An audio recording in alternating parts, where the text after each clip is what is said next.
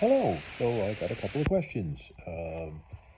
Somebody asked if how the doctors knew this was phenocopy, FTD, and what was the timeline. So it's kind of tough to answer those with any certainty because with this, there really is no effective or absolute way to determine what it is until there's an autopsy done, which I'm not looking forward to do anytime soon. But they can guess. And so the symptoms is what determines dementia. So in my case, it's a forgetfulness.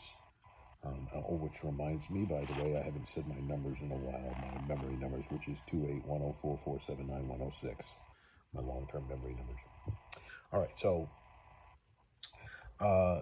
with me, there's a sudden and increasing loss of memory.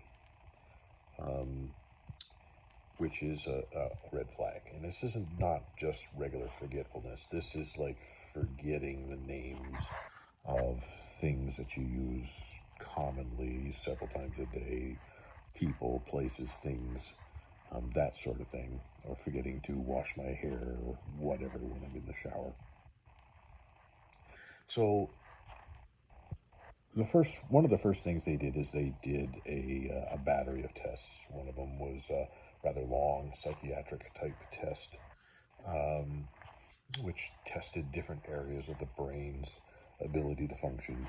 There was MRIs and that sort of thing. And in a nutshell, what they found was with the MRI, there was a shrinking of the brain, especially in the temporal section, which is the front areas of the brain, mostly on the right for me for whatever reason. So there's a shrinking, an abnormal shrinking in the brain, and in my tests, it showed a deficit in very particular areas, which coincided with the loss of the brain tissue in that area, because certain areas of the brain control certain functions. Now, what is phenocopy? Phenocopy is one of those things where you don't tend to have a lot of the symptoms of frontal temporal dementia. Frontal temporal dementia, a lot of people have behavioral issues, inappropriate, unfiltered type of things. Sometimes it's sexual, but it's usually inappropriate, and they can't control it. It's not their fault. I don't have that, but what phenocopy does is you start having some of the symptoms, and then you convert at some point. Usually within 5 years, you convert to full frontal temporal, where you have all of the behavioral issues as well. From the research that I've done, it's a fairly large range, but typically from the time of diagnosis to end of life,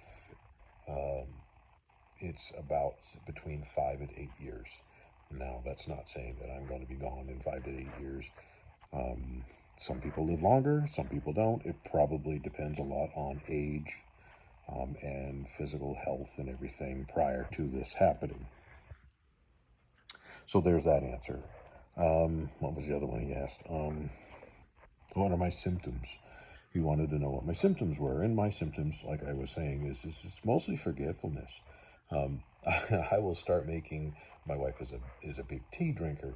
I'll start making tea. I'll get halfway through making the tea, and I walk away and forget that I was doing it, or I'll forget how to make the coffee.